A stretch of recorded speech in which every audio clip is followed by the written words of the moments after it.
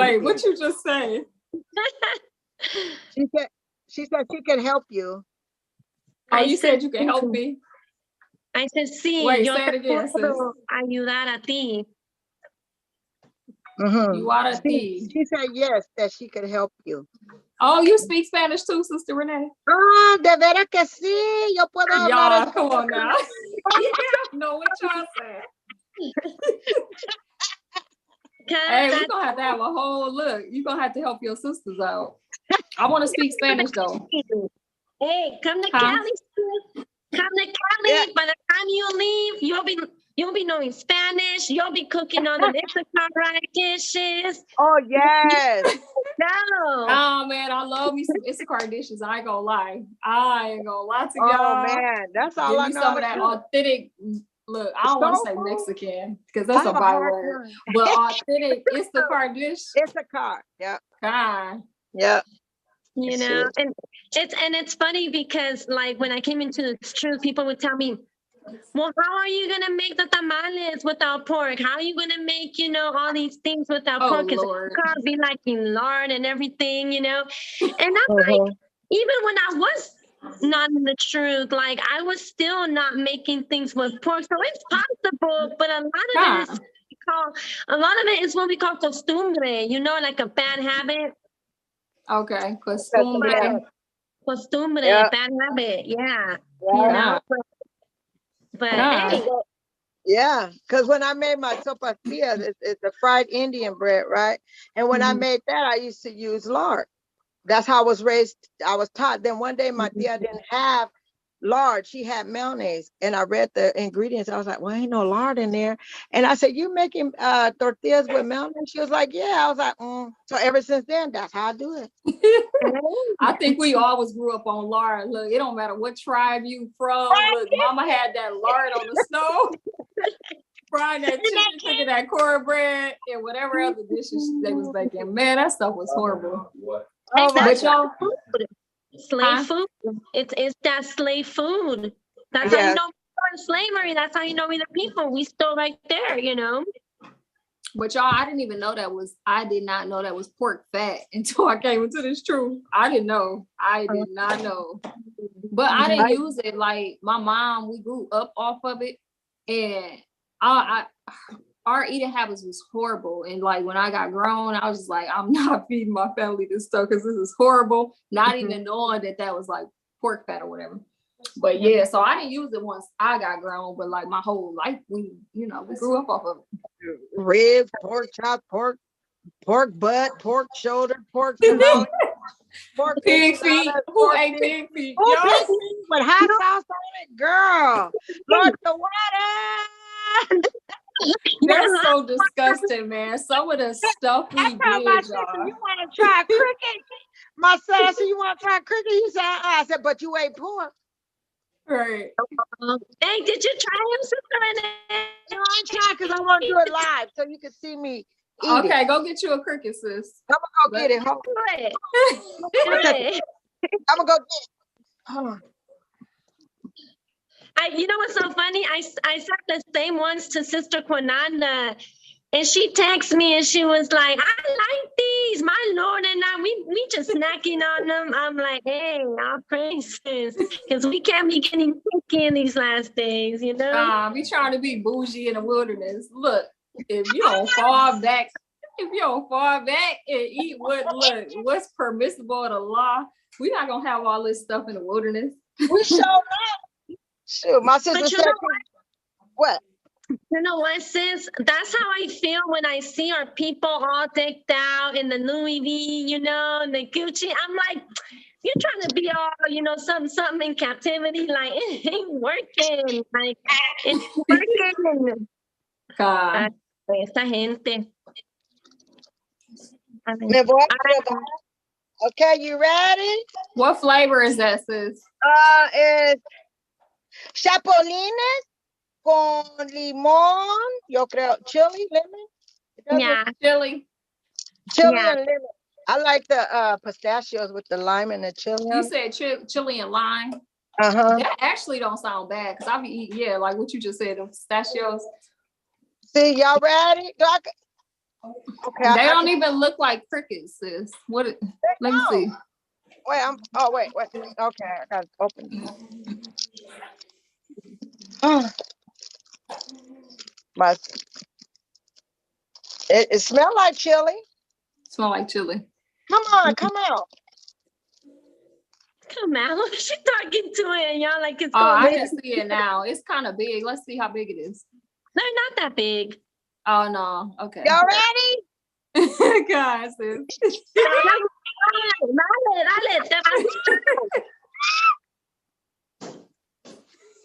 Shit, them faces. It don't taste bad. You know what they? Right. There you go. It's good. They're bombs, sis. I'm telling you. Y'all gotta drop your address. I will send you some. Those are bombs. They're not bad at all. You know what? I'm trying to figure out what it tastes like. I wanted to say, Chicken.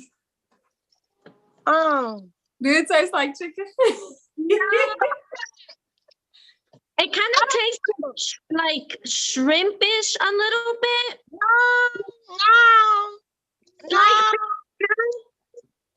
They're not bad. I was gonna say pinon, but no. No, I don't No. I don't know, but they're not bad. Man, my daughter-in-law gonna be like, Mom, I thought you was gonna wait for me. And we can eat this. We can. Yes, Sis. I'm trying to figure out. I don't know. It's They're good. They're It's good. They're good. See, I told you I was gonna send you something you didn't like. I'm like, yo sé que te va a gustar. I know you're gonna like it. they're good. They're not bad. I'm pretty sure. God. You All gotta try it. praises. You gotta try it. Sis, you sisters are overdue already. Y'all gotta, Sisters A, come on. Come on, Sisters A. It's really good. So you don't taste like the guts and squishiness and stuff? No, it's crispy. The little hint of chili. It's not hot. It's just flavored really good. It tastes good. I wonder if they dehydrate them and then cook them. You know what I'm saying? To dry out the inside. So I'm gonna put my camera on at night. So when I sleep, if y'all see me doing it. You know what? Sister Mia, I sent you the link. Remember? Did you get them yet? Not yet. I ain't get them yet. They're not bad, sis. Mia, they're not bad at all. You should try. I'm gonna try one. You see me eat one? Did you see it? I'm gonna eat another. This is my fifth one. They must really be good then. One of these days. They got a crunch like a chicharrone. I know, tampoco. It's just crispy. The Crispy, crispiness, not the taste. The crispy. Wow. All right. Okay. I'm sorry for taking up time. You fine, sis. So we gonna get started. So first and foremost, we'll give all praise to the Most High Yahweh, which the world ignorantly calls God, His only begotten Son, Yahweh Shai, which the world ignorantly calls Jesus Christ. And through the Spirit, we get built up and get edified tonight. So tonight's topic is Self-Care Day and taking care of ourselves in the truth. So sisters, I got a couple questions. I just wrote a couple questions down. We can have a little discussion. And then we'll kind of get into a couple precepts just about taking care of ourselves. Because coming from out the world of Babylon, of darkness, into this truth, that don't mean don't take care of yourself no more. That don't mean lay down everything that, you know, keeps yourself together to be able to do and perform your duties that you should be doing. Because we know you can't care for anybody or take care of anybody if you ain't taking care of yourself. So that's kind of what we're gonna be hitting on tonight. But I do got 5 questions I want to ask, and then sisters just answer, and then we'll kind of move on from there. So my first question will be, how much time do sisters take out for themselves? per month.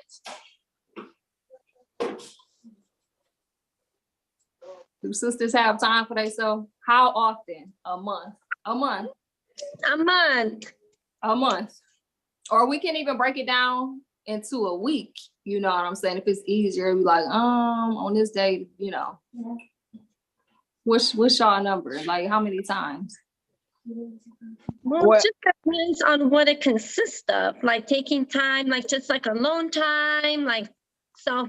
For yourself. So the topic is self-care day. So for yourself, not our duties that is required of us. Everything that's required of a woman, because I don't know where this term come from that, you know, the woman's job is not hard, is easy, and you know, it doesn't really involve a lot, which we know that's not true. It actually involves a lot of work. It's not easy, very time consistent or time consuming. So at what point do you have just a little bit of me time? How often do you have me time for yourself? When I sleep. I was going to say the same thing. When I sleep, or in the wee hours of the morning, like around 4 to I say 6:15, 6. But I'm reading. I'm in the Word at that time, so that's from my time. And when I'm on the Zoom, nobody comes in here. This is my time right here. Okay, so how often? Like, so how many times a month does that happen? Like, I mean, because I wouldn't really even count being in the Word, because that's required. We have to do that daily. We have to constantly do that daily. Keep our spirit built up. You know what I'm saying? So that we don't be weak and our flesh overtakes our spirit. So that's required regardless. How about sewing? Aside from our spiritual building ourselves up and in our Word, praying and fasting, I'm literally just talking like time to gather yourself and get yourself together. Something that may bring you joy. Like, you know, a lot of stuff we had to put off of the world coming into this truth that may have been joyous or pleasurable to us through deception, of course. You know, it was all false things that we took on that was not lined up with the scriptures that we had to put off. So in this truth, you have to find something new now that brings you joy, that keeps you going. You know what I'm saying? Like, the sisters get where I'm coming from? That'll keep you from being burnt out. That'll keep you from slipping into that state of stress or depression or anxiety or being overwhelmed. You know what I'm saying? Just sad and loneliness. Because, you know, if we're not taking care of ourselves, it's just a matter of time before you get burnt out and you slip into these, you know, these spirits overtake you. So that's what I'm asking. Right. I'm trying to find a moment. I honestly schedule some me time whenever I feel like it's free to do so. Like, and even when I do, it's maybe like a couple hours out of the week, you know, where I can really say like, okay, I got everything done, you know. I'll have 2 hours, whether it's late in the evening when my daughter goes to bed early and my son kind of, you know, likes his space. So then I'll just, you know, do a little me time. I'll find time then, you know. But other than that, it's not something that, you know, it just comes like as a regularly thing, you know. It's just like I said, whenever I feel like I executed everything, and then I definitely take whatever time I do have to kind of, you know, pamper myself a little bit here and there, but it's not a specific set time and date, you know. It just comes when it comes. Most time gives me that space, you know. What about you, Sister Mia? I don't have a set time. I can't even remember the last time I had just for me and I didn't stop to do something else for somebody else. So I don't even have a time to give. Sisters, which I already knew y'all answers before y'all gave them. Because like we literally just, you know what I'm saying? So this is the thing. So sisters coming to this truth, you know, we have to put off the ways of Babylon, right? And you might be in a state where you literally feel stripped of everything you ever knew, everything you ever had, things that brought you joy, but it was worldly joy. We knew it was, it was the worldly joy that you get from the world. But with that being said, it kind of makes sisters feel like, they can kind of lose themselves. They can lose themselves, but it's a good thing, because what we have to realize is when we get stripped down, that means all them false ways about ourselves is being put off. That old wine, we getting rid of that old wine to make room for new wine. For that new bottle. You know what I'm saying? Because we can't keep hold on to that old wine and bring it into a new bottle. We know that precept for the bottle bust. So point being, in that process, sometimes sisters may feel like they done lost themselves. You know what I'm saying? I don't think we talk about this enough or even consider this enough, but just kind of helping sisters new in the truth and has been in this truth. You know what I'm saying? We have to find ways to keep going. You get what I'm saying? Like, yes, we got to stay fasting. We got to stay praying. We got to stay reading. Of course, you need sisters to talk to, you know what I'm saying, that you can trust, you know what I'm saying, and y'all build each other up. But you also got to have that time for you. For you, no, this is not idolatry. No, this is not selfishness. This is not, it's all about me. No, that's not what I'm saying. I'm saying, if you don't have this, then what's keeping you from being burnt out? Like, what's keeping you from that breaking point? Because we all have to have something to keep us going. You see what I'm saying? Yes, it's the precepts, but don't we all get burnt out at some point? Don't we all get frustrated as wives, as mothers, as women? We do. And so that's what I'm talking about. Just that little bit of time that something you find joy in, that's still righteous. I'm not talking about nothing worldly or wicked or any type of form or shape of idolatry at all, sisters. I'm talking about like a simple face spa, a simple foot spa. I'm talking about simple things that will, you know what I'm saying, kind of bring you joy. I got what mine is. I get what you're saying now. It'll be about 3 or 4 o'clock in the morning, because I do have my sister and brother-in-law, my niece living with me. So when nobody's using the toilet hole, I call that the bathroom, the bathroom, right? I take a Lush bomb and drop it in there, and it just be me, some candles, and it ain't all the time. It's once in a blue moon, but that's in that hour, it's just me. Calm. Shalom, Sister Terry. Shalom, sisters. Shalom, Sister Terry. How y'all doing? Good. How are you? Can't complain. I can't. So we just asking a question. So the question was, how much time do you take out for yourself in a month, in a single month, aside from your studying, your fasting, your praying, talking to your sisters, building each other up in the spirit, just like something like you time, like a self-care day that brings you joy, you know what I'm saying, to keep you going from being burned out. Absolutely. So every day, and it's very rare that I do not do this, is take a nap. That's my me time. I'm serious. I can't even lie. I got to have a nap every day. You know what I'm saying? I can't function without it. Like, I got to have a nap. It don't matter what time of the day is, but I must get a nap. Every day. That's what I do. That's my me time. Everybody gonna tell you that. She's gonna take a nap. Absolutely. And I love it. I enjoy it. I love taking a nap. Absolutely. That's beautiful. Yeah, absolutely. And I have always been like that. Even as a kid, coming home from school, she'll be outside to play once she takes a nap. She's taking a nap before she do anything. Like, I have to have a nap. I'm still like that to this day. I take a nap. If I cannot take a nap, I ain't gonna be able to do it. And y'all see how I'm smiling. Like, I enjoy it.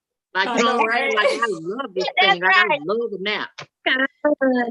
And hey, I say, if we make it to the wilderness, I sure hope they have rest stops, because girls gonna have to take a nap. I'm gonna take a nap. I don't know what I'm gonna do. You know what I'm saying? God, Like take a nap. Absolutely. Shoot. God. How many sisters get a nap a day? Do any other sisters get a nap? I've never been able to nap actually. My Lord sometimes tries to get me to lay down with him, and I'm like, I'm sitting there, I close my eyes and I'm thinking like, wait, but did I wash all the dishes? Did I forget to put laundry in the dryer? Like I You're not can't. resting. And then he'll be like, I know, right? What you gotta do? And I'm like, okay. Right. Hey, I'm gonna tell y'all, you know how they say, Yeah. hey, y'all know how I say milk does a body good? I'm gonna tell you a nap does a body good. God, It's a right? nap. Absolutely. And when I wake up from my nap, I am so ready to go. What y'all want to do? Run 5 miles? What y'all want to do? Like I'm be ready. You know what I'm saying? Y'all gotta take a nap. It's gonna make a difference. Yes. It does. It does. Hey, that's one key factor into keeping you from being burned out, man. You know, because we just talking about the duties that's required of us. We're not talking about sisters that's gotta work jobs, you know what I'm saying? 2 jobs, 3 jobs, or any other extra stuff that's required. You know what I'm saying? Especially single mothers that don't have that help, you know, you get burnt out real quick.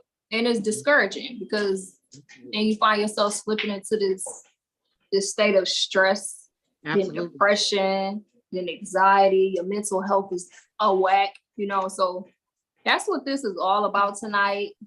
Coming up with some kind of ideas that we can keep ourselves from being burned out and having these spirits overtake us just through being discouraged because there's no break in between of what we do. So my next question is, how important is it to have a self-care day for yourself? Very important. Yep. Sometimes my daughter asked me, because I would leave a lot and go to the East Coast, and I wouldn't come back for 7 months, 8 months. She said, Mom, does it overwhelm you from having so many grandkids? And when they all come, I got a little 2-bedroom apartment. And when you got 17 people plus your children, and then they all run at me, and I was like, oh my God, I didn't realize I was a grandmother of that many. And I panicked. And I do get, you know, I help take care of the first 3 sets. But now there's some more coming and more coming, and I say no. Sometimes, you know, I say no, but it's overwhelming. And then I have my own daughter, you know, that I gotta be on top of, and it gets tiring. I'm just gonna put it out there. Burned out, I cry. I don't know why I'm crying so down. Then I had to realize that's the spirit of depression. It's only going back to where it was housed at. So then I get back in my word. It's like I can't live. Every time that thing comes up, I have to get back in my word. Or what nobody wants, you know, a man don't want, I get back in my word because the Most High wants me. But, and I didn't do that before when I was going to Christianity church.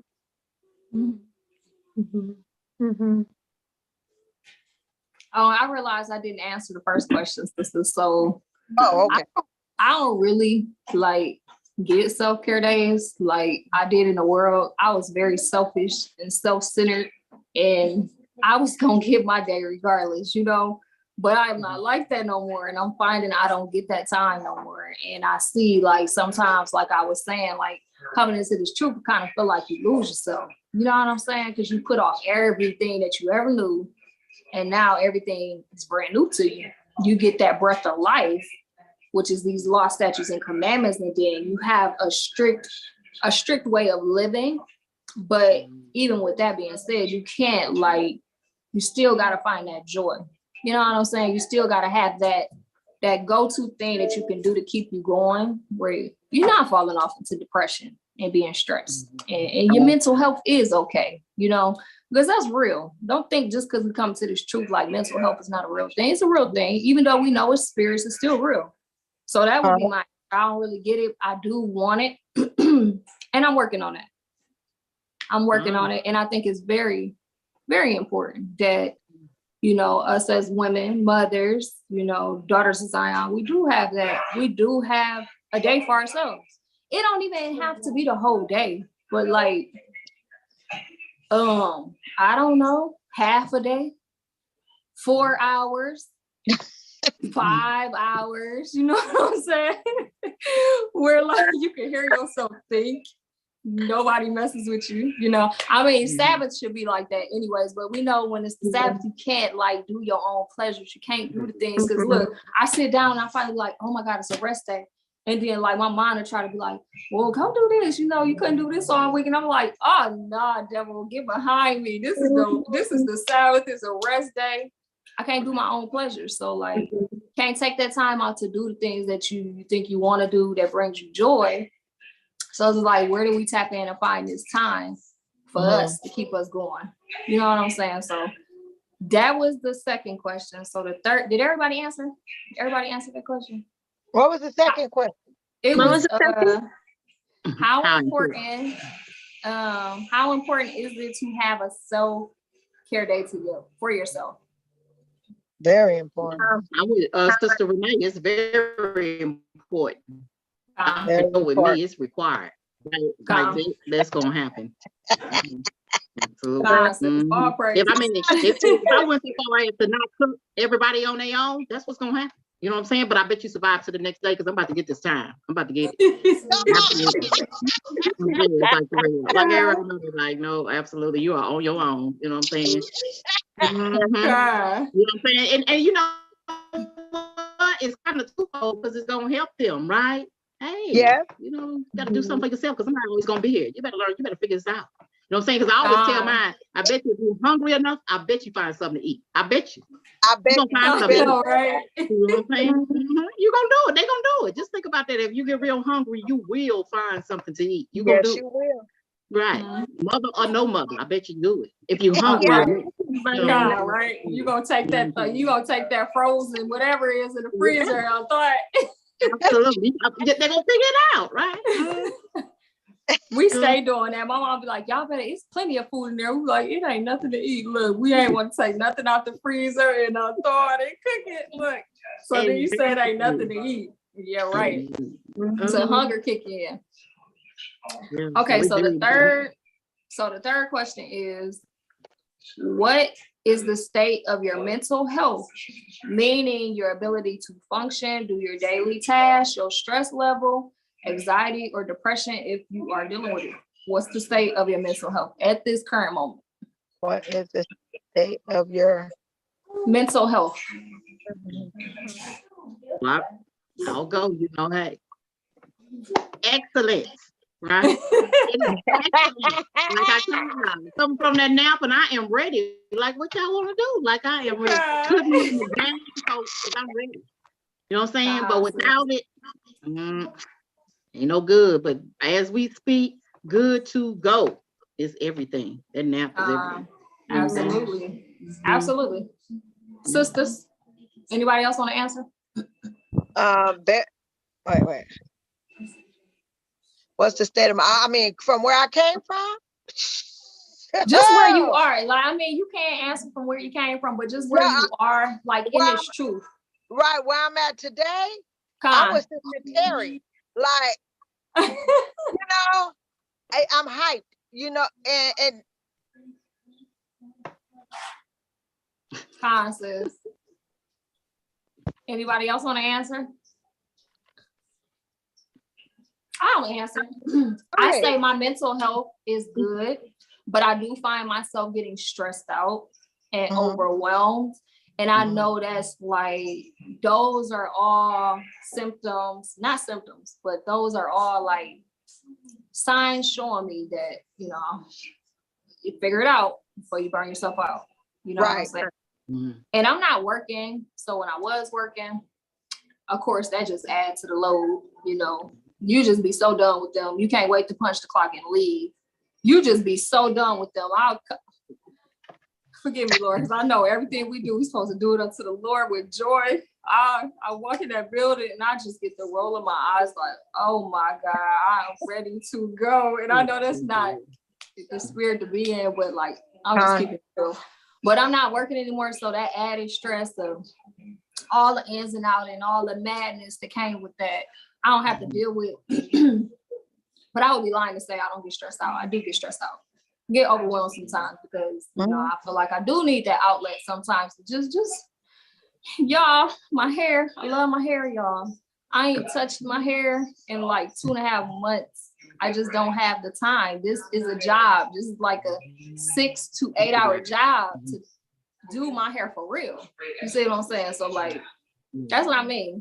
Like we gotta find stuff that's important to us, that time to do it. Like we gotta have some kind of time.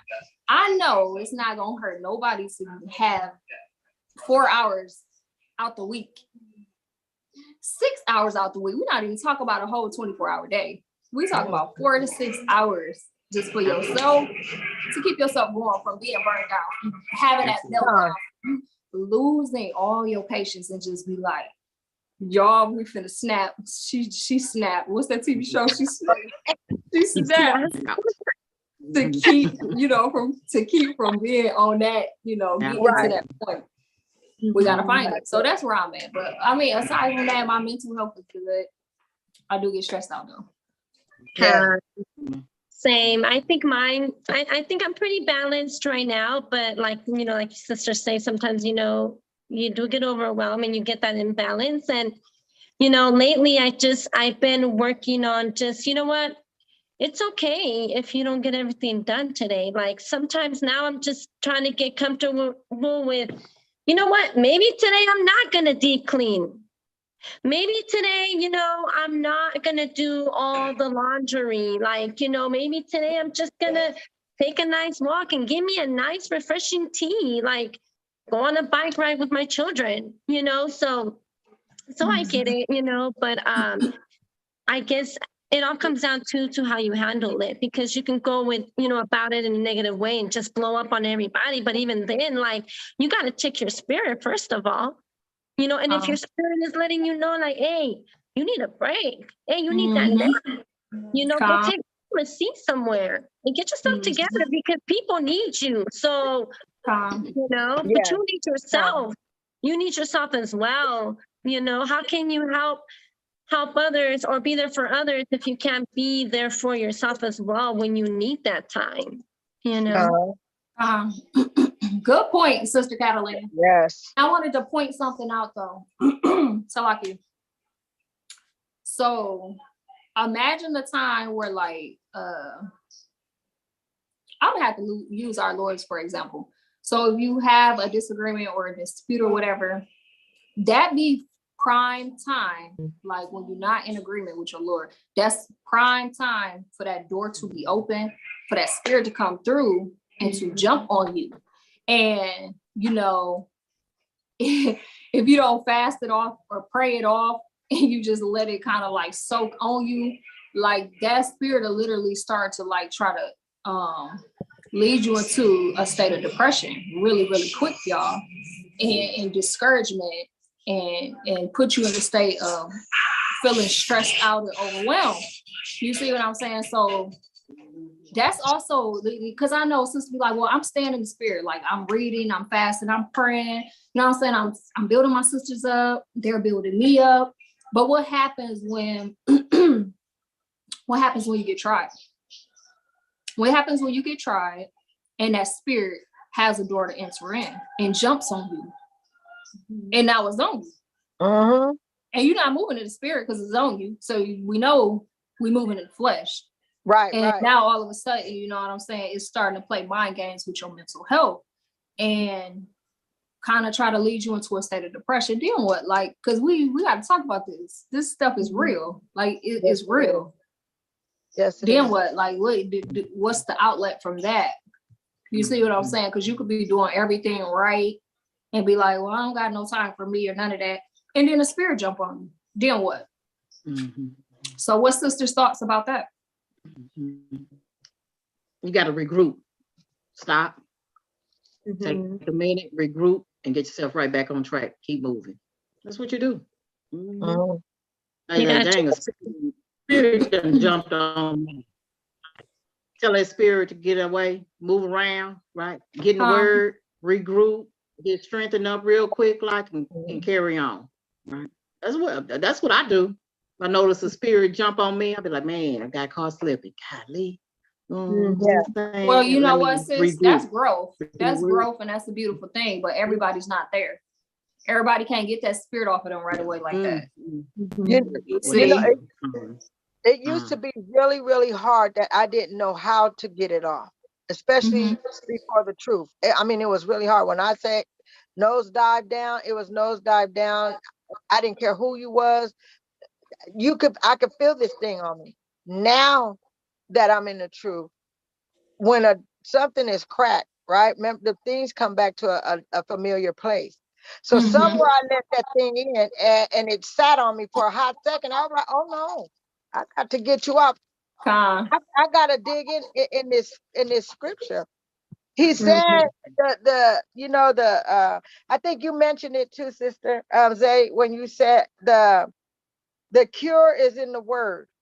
You know, whatever we got going on, whether it be mental issues, health, you know, Father's your health.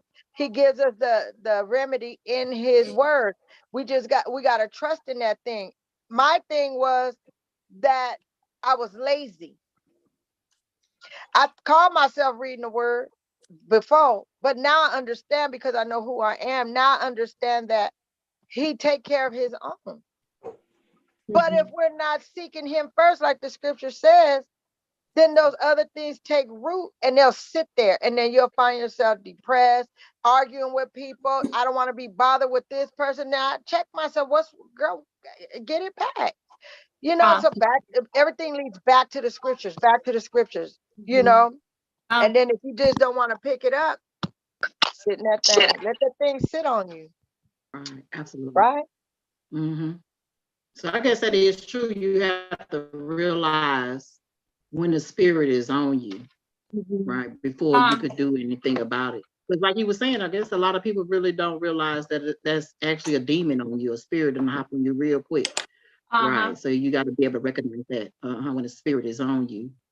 You know. And I you know, I'll be real. You know, I always use myself for an example. Hey, if it's gonna help my sister, I use myself. But coming into this truth, y'all, I didn't realize like these are spirits jumping on me, got me acting all crazy. You know what I'm saying? I say I'm in this truth, then the spirit jump on me and I'll act like a little demon. You see what I'm saying? Not realizing like it's a spirit that's on you. That took me time to realize that. And everybody don't realize that. So sisters have to understand, like, if you just chilling, you know, it's cool, everything just going well, and then all of a sudden, like a dang on bipolar spirit jump on you and you get to tripping, you have to recognize this is a spirit, this is a demon that just jumped on you. Right. You see what I'm saying? And so you want to do everything that you can do as quickly as possible to get the spirit off. First of all, identifying that it's a spirit and demanding that spirit to leave. Absolutely. Like you can't be dormant here. You gotta leave. You know what I'm saying? So I got a couple precepts real quick, and then we're gonna continue. So I wanted to bring out I think it was James 3:16. It say for where envying and strife is, there is confusion in every work of evil. So I'm saying this to say, like, if that's present, it's a demon present too, that's waiting to jump on you. And you have to realize that that's what that is and start praying. Hit your knees. It don't matter how mad you is, how upset you are, who made you upset, whatever. Hit your knees, face the east. Pray to the Most High, repent. Ask him to check your spirit. You know what I'm saying? Take that spirit off of you. Cool down, regroup. And if you offended during that process when that spirit was on you, you gonna make amends and ask for forgiveness. You know what I'm saying? And then keep it moving. But like, don't just sit there and let this demon keep you know, dwelling inside you, getting you to go off and be crazy, sisters. We gotta identify what it is when it jumps on you. And then I have one more precept. I got one more precept. I think it's James 4. I gotta find it. I had it, but I don't remember what it was. I think it's 4 and 7. Yeah, submit yourself therefore to Yahweh. Resist the devil and he will flee from you. right? So like during that time, we just gotta, like I said, hitting our knees and praying, surrendering to the Most High, resisting that demon, that devil that's trying to, you know what I'm saying, get you to go off, whatever kind of demon it is, and you know, resist it. And resist it. Can we read 8? 8, yeah. Yeah, 7 or 4 and 8. Draw nigh to God, and he will draw nigh to you. Cleanse your hands, ye sinners, and purify your hearts, ye double-minded. If I sit there in that thing, you know, and whether it be, you know, anger, depression, selfishness, you know, and not trusting in them, should I or should I not? You know, double-mindedness, you know, if you stay on one, it's a road. What didn't they say? The way of this way is wide. I'm not good with precepts, and the other way is narrow. But when we follow the Most High and we follow wisdom and we follow these scriptures the way He said to do it, it works for our good, right? So it's not to be double-minded and sit there and sulk in some things, because sometimes I used to let things fester, and now it's just like I can't. I can't when I got the Most High. Did that make sense? Feel like you tripping. You was praising the Lord the other day when you was all up in the church. Hallelujah. You get out and now you mad at the whole world. Which one is it? You double-minded. Which one are you now that he's taking me through this walk, and he's better than a husband. He's better than a friend. And I had to learn that within these last 2 weeks, y'all. Real talk. I was hurt. I was hurt, you know, and it's like, I got to stand on. You can't be moved. You know, you got to stand on that word, and that hurt. You know, I didn't even. I think a couple of tears shed it, but then I was like, I picked this thing back up, this word, and it fulfilled me. You know, so yeah. To add to what Sister Terry was saying, I think it's important that you have to confess to yourself also when these spirits are on you. You know, you got to identify, like, you know, I know, like, you know, the precepts tells us, you know, confess your faults, but like sometimes, you know, we can't be so quick to always pinpoint that it's somebody that got you out of the spirit, or, you know, they got a spirit on them, so now it's on you, so then you go blaming. But no, it's like, we have to also confess it to ourselves, like, yo, what is up with you? Like, what is going on? You know, get yourself together. Go have that seat. Go have that time to pray, sit, reflect, you know, on what is really going on. You know, you got to identify those spirits when they come. You know? I got a precept. Like the classic, Ephesians 6 and 11 to 12. Well, 13. 6:11, Ephesians. Put on the whole armor of God, that you may be able to stand against the wiles of the devil. For we wrestle not against flesh and blood, but against principalities, against powers, against the rulers of the darkness of this world, against spiritual wickedness in high places. Wherefore, take unto you the whole armor of God, that you may be able to withstand in the evil day, and having done all to stand. So that's what we got to remember, you know.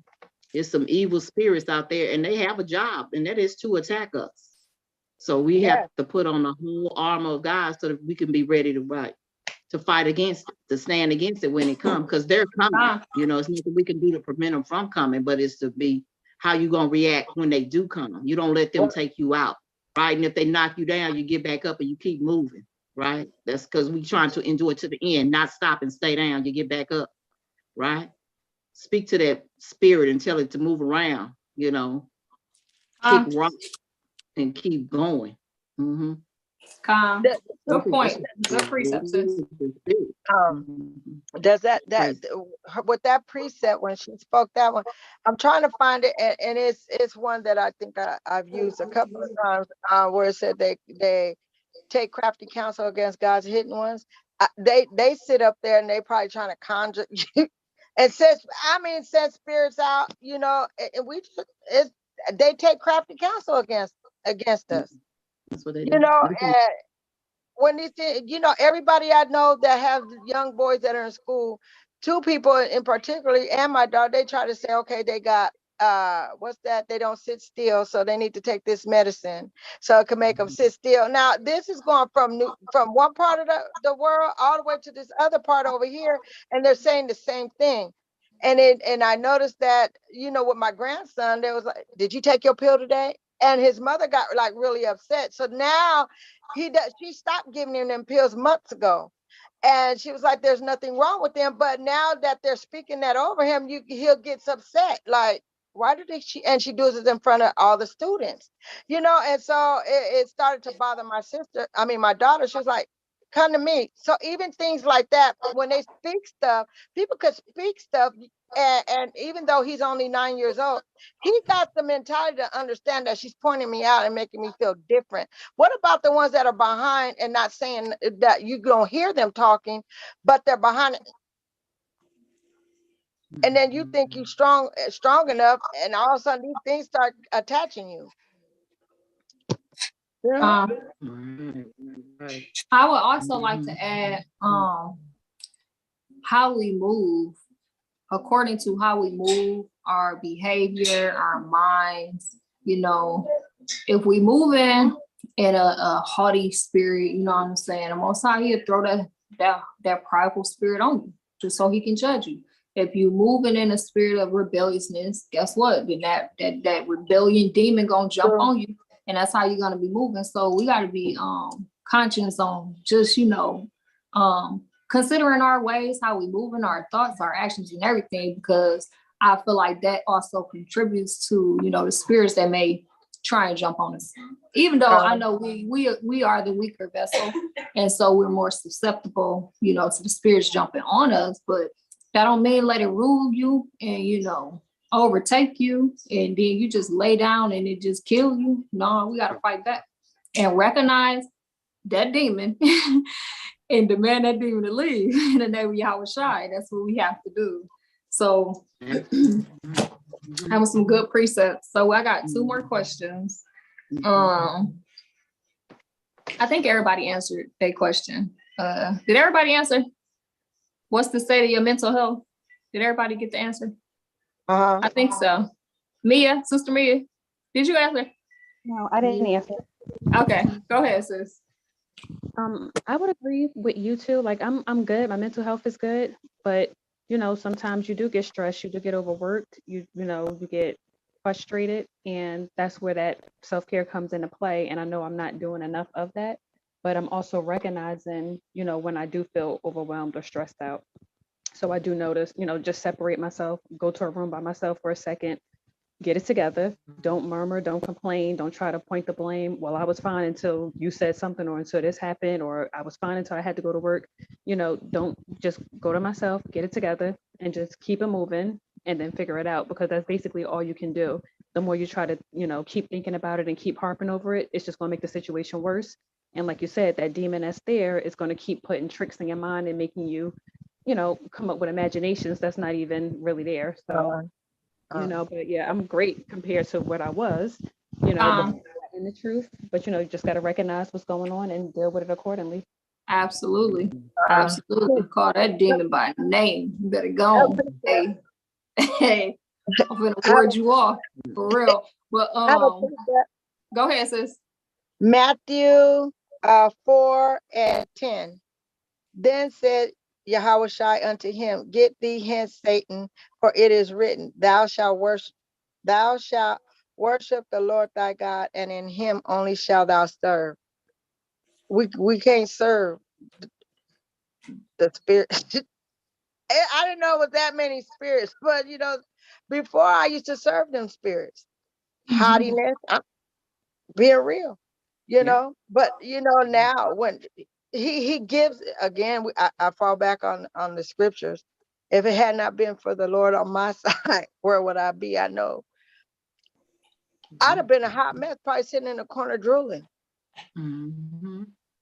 smoking dope.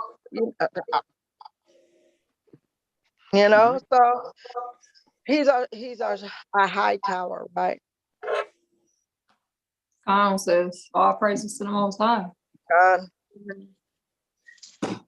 Okay, so I got two more questions, and then we're gonna hit a couple precepts. So the next question will be, so when sisters identify you are burnt out, how do you recoup? How do you bring yourself from out of that state of being burnt out and not giving over to depression or anxiety or stress or being overwhelmed, or, you know, that's so, because women love to soak in they miserableness. They just want to soak there and want people to pity them and feel sorry for them. But no, we got to understand, being in that state, them demons have a doorway to come in and then take you overboard of where you ever intended to soak. Now you find yourself in this deep, dark depression and you don't know how to get out. So, sisters, how do we recoup from that state? And, you know, doing a 360 and coming back. All right. So the first thing I'm gonna do is read. After I read though, I'm gonna put some music on. Music really helped me. Love music, right? You know, it's good for your soul, it's good for your spirit. Put some music on. And that's all it's gonna take for me, really. You know what I'm saying? Reading and some music, right? Take you in a whole nother place. That music, it does, you know, like the milk in the nap, it does a body good, right? That music. Oh, sis, don't forget a glass of wine. Hey. Absolutely. Hey. They go together before you know it, right? You chilling, right? You just straight calm. I mean, that's all. I mean, it don't take a whole lot. That's it. You know what I'm saying? Absolutely. Right? Don't the scriptures say that when a brother is going through, so I might be saying it wrong. No, I know what you're saying. Glass of wine, right? And it alleviates them, not get them drunk, but you know. Cheers to captain. Is I dance. Huh? Yes, absolutely. Absolutely. Yeah, I dance a lot, you know.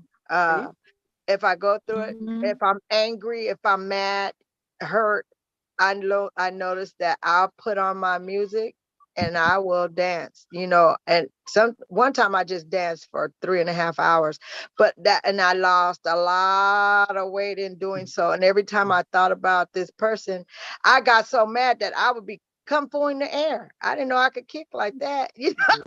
But I would be like, oh, you know, and I would get so upset and riled up. But I noticed that I kept dancing, although I didn't eat that much. I don't know. I don't know if my appetite, it did go away somewhat, but dancing, putting on some Latin music, and I'm off. Okay, come on, sis.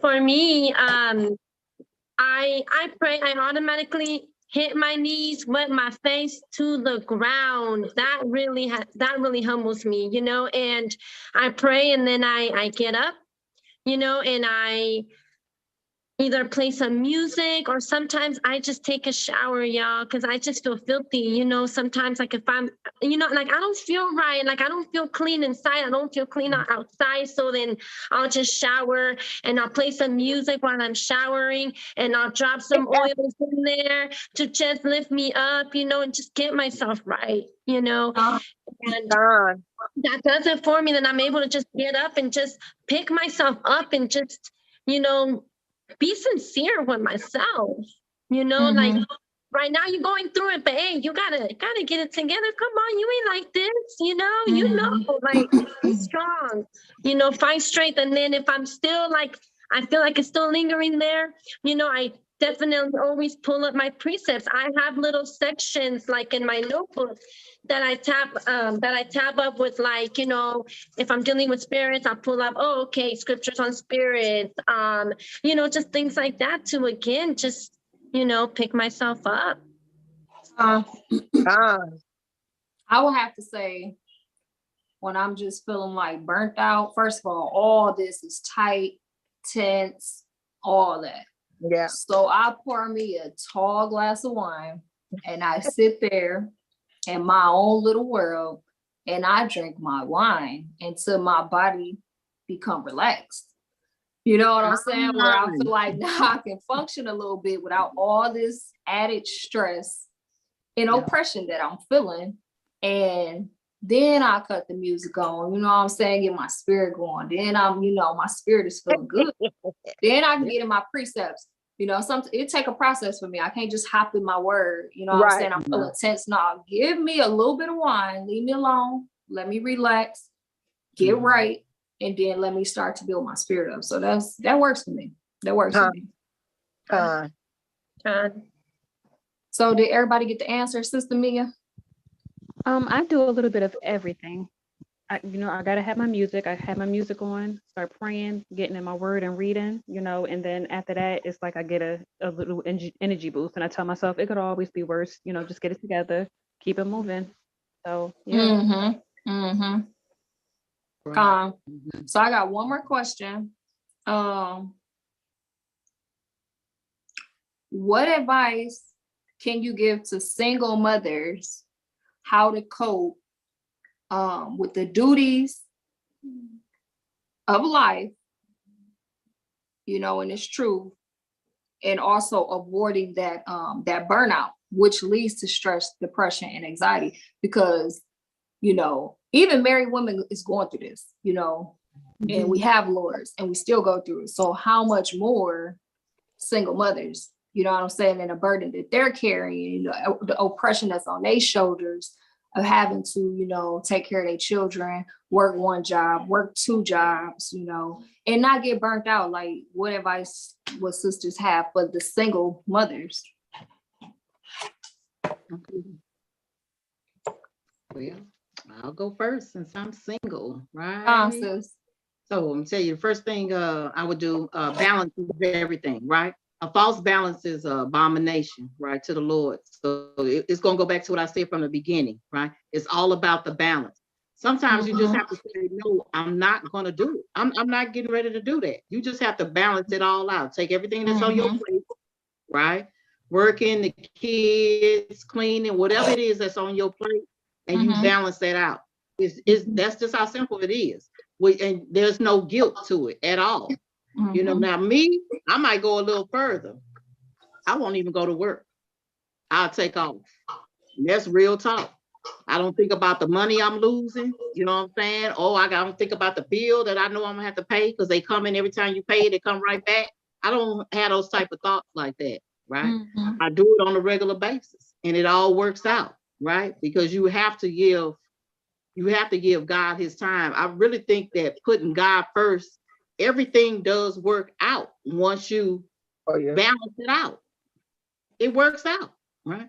You don't have to feel, guilty, like I gotta cook. No, you don't have to cook. I gotta clean today. No, you do not have to clean today. That's in your mind. You don't have to do those things. Balance is everything, right? Good point, sis. And I want to add to what you just said.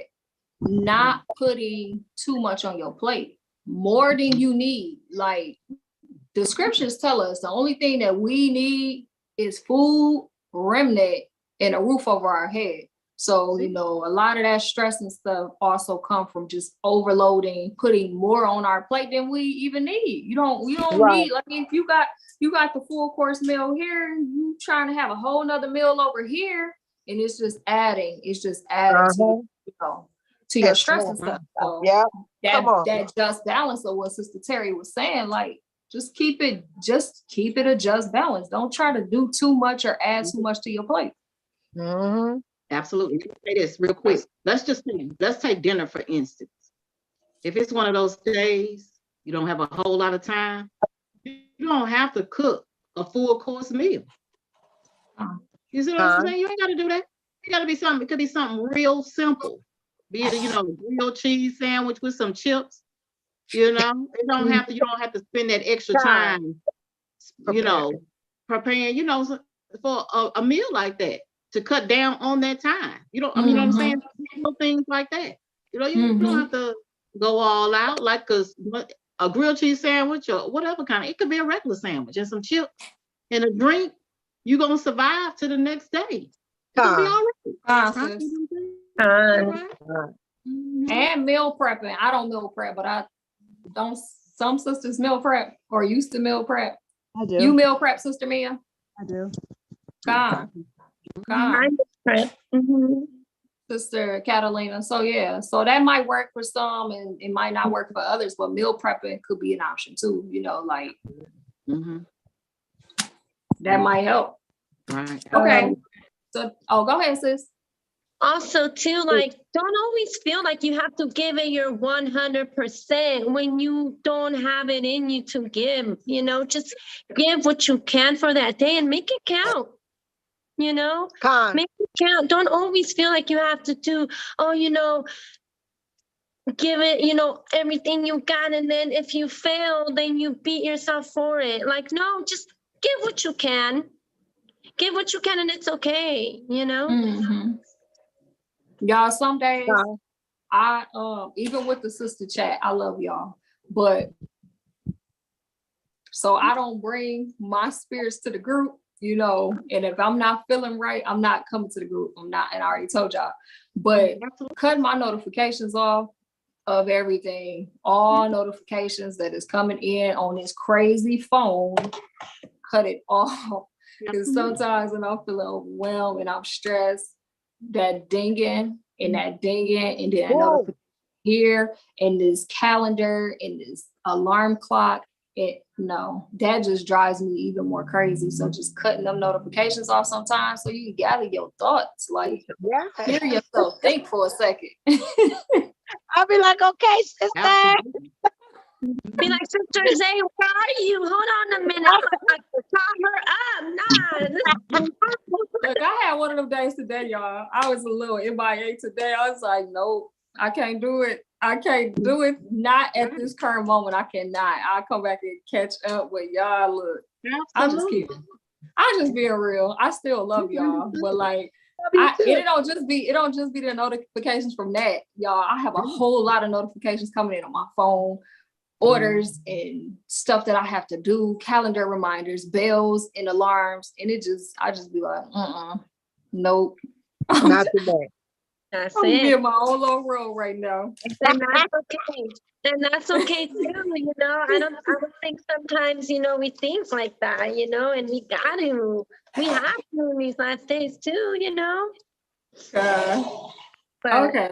So I want to pull a precept real quick because you know we still talking about self-care and being good to ourselves, because if we are not good to ourselves, how in the world can you be good to your family, to your children? Absolutely. How? Like, where is that strength coming from? Because we first and foremost gotta stay, you know, building our spirits up, keeping our spirits strong, guarding our minds, you know what I'm saying, to keep being able to even do what is required of a woman. I drew out a little picture. I'm gonna just pull it up and share it with y'all real quick, and then I'll get that precept real fast.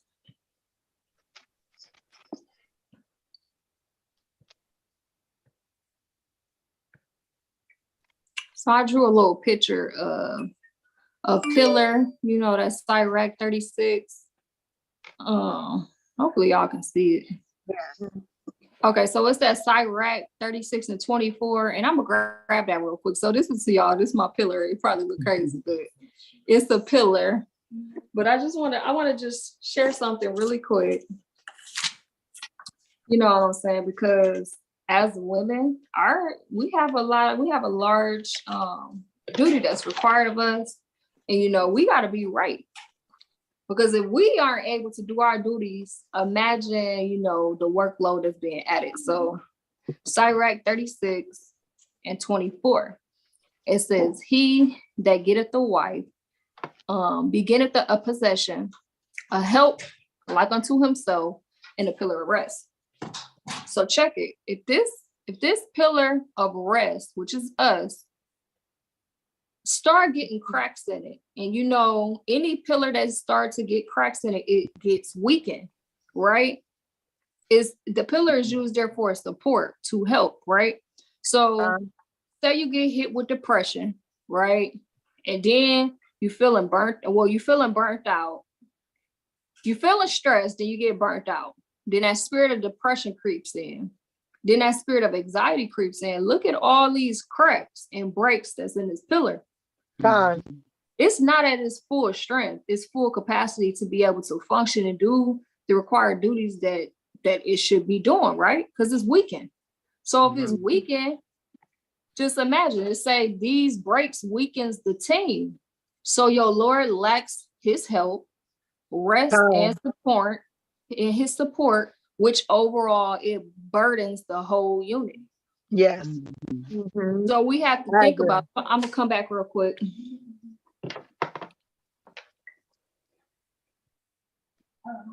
So with that being said, we have to think about it like that. You know what I'm saying?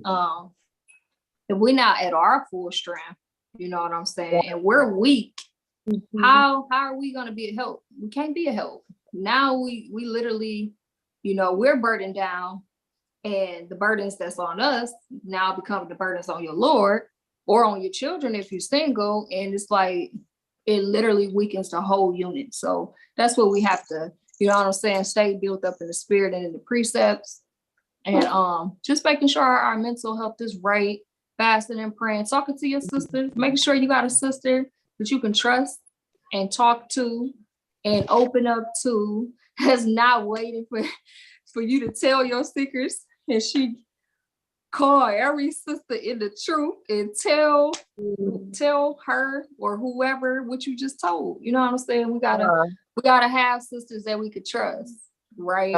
Because everybody needs somebody to talk to. Everybody needs a friend.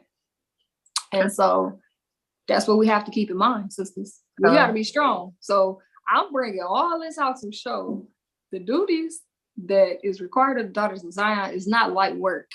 It's not minimum work. It's not a little duty. It's not a small thing. It's a lot, and it requires a lot. So we got to be our best to function. Right? And that's one thing I always learn, like being in the medical field, like if I don't feel good, I don't know where I'm about to go in here and take care of these people. I gotta help myself before I can help anybody else, or I ain't no good to you. I'm just gonna give you however I'm feeling, and it might not be good because I'm not feeling good. You see what I'm saying? So we gotta always go back to that drawing board and make sure we strong and we're strengthened, you know, and we know that we get that through the precepts, through fasting and through praying. So did anybody want to add to that before I grab a precept? If not, we're gonna go to 1 Corinthians 6:19 about the temple, our temple. 6:19. It says, what know ye not that your body is the temple of the Holy Ghost, which is in you, which ye have of Yahweh, and ye are not your own. Again, let's go back to, we got to take care of ourselves, y'all. The food we're putting into our bodies, what we're allowing to enter into our spirits, the spirits we allow to jump on us and weaken us, to break us down or overthrow us, making sure that we have that, you know, that time where we can give an hour giving praise unto the Most High, singing to the Lord, giving him praise. That alone will strengthen your spirit. Like the Lord, that's a sweet, sweet sound to the Lord. That's a sweet sound to the Most High. That builds your spirit up. That strengthens you. Exercise and laughter, sisters. Like laughter does the body good. That is medicine. That is good medicine. But I got precepts for each one of these topics, and then I got like a little short clip for each one too. So exercise. It's not a vain thing to make sure your body's in good shape. It's not a vain thing to make sure you're good. You know what I'm saying? Make sure you're healthy. We should be exercising. We should be walking. Like I know who our forefathers, where we came from, foremothers, man, look, they was in shape. We got the best diet. You know what I'm saying? Go to Leviticus 11, read the diet that the Most High gave to us. He gave us the best diet, the best foods to eat. You see what I'm saying? So like if we incorporate these things in our lives, coming to this truth, like that alone will cause our bodies to be in the best tip-top shape that we could possibly be in. So America, you know, teaches us it's okay to be obese. Put anything into your vessel, your temple, destroy your body. You know what I'm saying? Eat all these abominable things. We know that's not good. We got to take care of our body because it's not ours. And the Most High, he's looking at how you treat your temple. He's looking at that. You see what I'm saying? Because if you don't love your temple, you know what I'm saying? What kind of love do you have for the Most High? Your temple, not yours. So I want to pull Sirach 30, 14 through 16 real quick. And then I got a little short video on exercise. All right, 30 through 16. What 30, 14, 14 through 16. Tawada. Okay. So it says, better is the poor being sound and strong of constitution than a rich man that is afflicted in his body. Health and good estate of body are above all gold, and a strong body above infinite wealth. There is no riches above a sound body, and no joy above joy of the heart. Y'all see this, sisters? Look how important it is to take care of our bodies. Come on. It's a beautiful thing. And the Most High, he's literally giving us like the secrets on good health, the best diet, the best attire, like to be our best, because we belong to him. We represent the Most High in everything that we do. So we have to have the best. It's a matter of, are we going to walk in this? Are we going to choose this living for our lives? Is this what we want, or do we still want the ways of Babylon? So I want to just show a real quick video on exercise, like, you know, the natural hormones and chemicals that's released in the brain to make the body feel good after you exercise, and how it literally boosts the immunity and it brings joy. So it's not a bad thing to exercise, sisters. Like, we don't be over righteous in this truth. You better take care of your body. We just read it. We just read it, sisters. Take care of your body. Salakia, before you bring that out, also too, like, I know, like, when I was in the world, like, exercising was like huge for me. You know, I loved it. I would do competitions. It just helped me so much, just balance mom life. But I was in the world, so it didn't really matter. But even now, like, I don't get that, you know, time to exercise as much as I would love to, you know, but it goes back to, you know, when I know I need that little pick me up, you know, to keep me going, I try to get, even if it's 30 minutes on a bike or 30 minutes on a, you know, treadmill, or, you know, lift some weights for a little bit, get you going. And that just does it for me, you know, so even if it's a little bit, but it goes back to what you're saying, like, don't give up everything, you know what I'm saying, like, or things that make you happy just because you're in the truth. You can still find a way of balancing that in to keep you, you know, balanced, you know. Long as it don't become idolatry to you, long as it's not wickedness that brought you joy, sisters. Let's clarify that. As long as it's not wickedness that brings you joy, if it lines up to righteousness, as long as it don't become an idolatry thing to you, you know what I'm saying? You can do it. It's okay. It's okay to work out. It's okay to laugh, sisters. We're not transgressing the law to laugh, to be joyous and in good spirits. You know, and this is what keeps us. Like, man, all that sorrow and oppression, it only brings death. It does. And we're gonna get around to some precepts, but I just want to share a real quick video on exercise, because Sister Catalina, like, it sounds like she used to go hard, y'all. It sounds like she underestimated how she used to get it in the gym. But I know she felt good because I stayed working out. I was like a workout fanatic. I was addicted to the gym. And it makes you feel good, like these hormones in your body that get released. It brings you joy, make you feel good. So I'm gonna just share real quick. So hold on, sisters.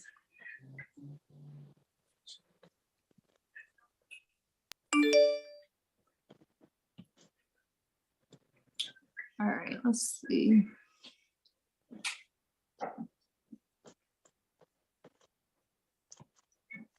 No. I saved it, so hold on.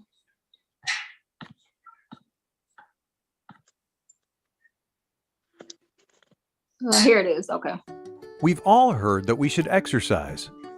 Doing aerobic activities that are moderately intense, like brisk walking, for a total of at least 30 minutes on most days, is good for your heart and your overall health. But did you know that it's also good for your brain? Exercise improves blood circulation in the brain and releases substances that protect and promote the growth of neurons, brain cells that send and receive messages. These effects can lead to better memory, attention, and executive function, which is the ability to plan and make decisions. Exercise may also enlarge the hippocampus, an area of the brain involved in memory that tends to shrink as we age. This may help explain why regular exercise is associated with a lower risk of dementia. In addition, a daily hike or bike ride can enhance your emotional well-being by increasing mood-boosting chemicals in the brain. And it may lower the risk of depression and reduce symptoms in those who have depression or anxiety. Got only 10 minutes? It's fine to divide that half hour of exercise into shorter spurts. In addition to aerobic exercise, try to do strength training at least 2 days a week, which may also improve cognitive function and mood. Lifting weights is one way, but not the only one. You can also use resistance bands, household objects like cans and water jugs, or your own body weight. If you're new to working out, see a healthcare provider to make sure it's safe for you. Start slowly and gradually ramp up the intensity. Choose activities you enjoy so you'll stick with them. And remember that everyday activities like mowing the lawn or cleaning your house count if they get your heart pumping. However you do it, moving your body strengthens your brain, which makes exercise a smart idea.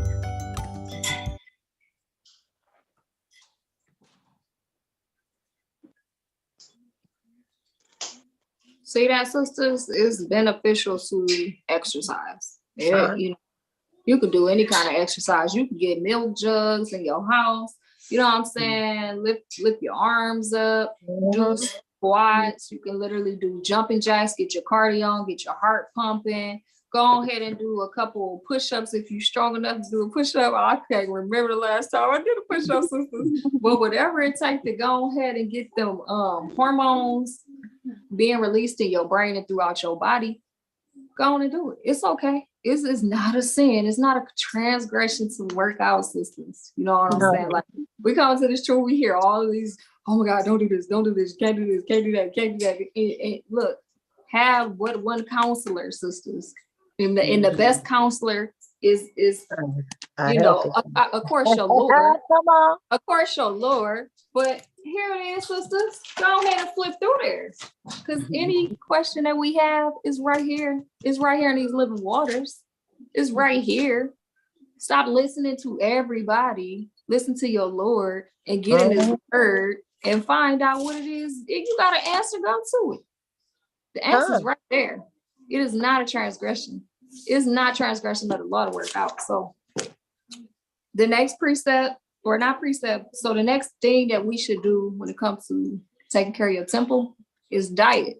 You know, we done did a few lessons on diet, the foods that we should be eating to take care of our body. That's important, sisters. It's so important.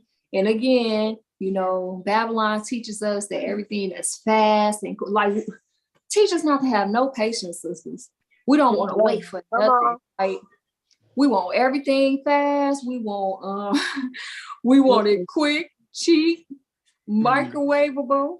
How else can you cook it that's horrible, ready to destroy your body? That's how we want it. When no, our foremothers, I know they threw down. in that kitchen.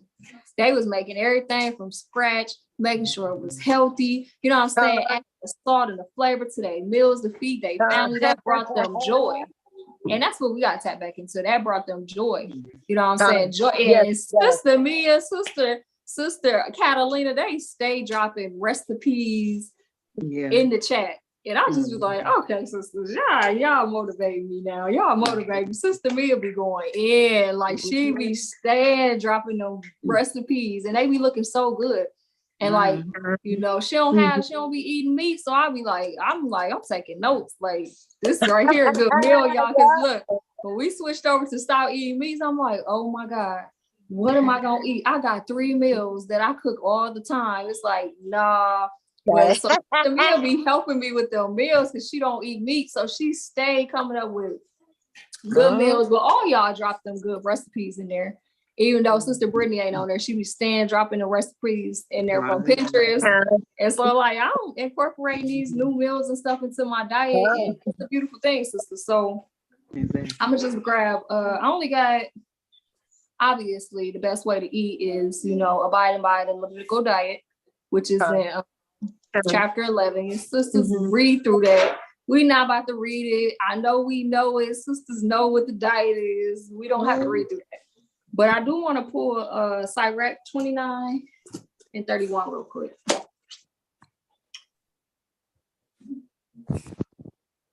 Yeah, I guess I do only got one precept. And listen, so real quick, when Mia said she took the meatloaf and chopped it up and put it in the like that. Right? You know what I'm saying? That's that wisdom of a mother. Look. Huh? That's that. I said that's that wisdom of a mother. Exactly. They still ate that meatloaf.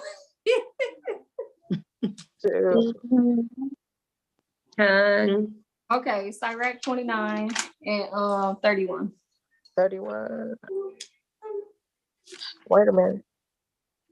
I might have wrote that down wrong. So what was I looking for? Hold on. Sirach is Ecclesiasticus, right? Yeah, but I don't think that's the right verse. Hold on. What was I looking for? Hold on. Nope. I think it's Sirach 30. Where is it? Hold on. Let me pull it real quick, sisters. I wrote the wrong precept down, but I know it's in Sirach. I think it's 37. Let me get it real quick.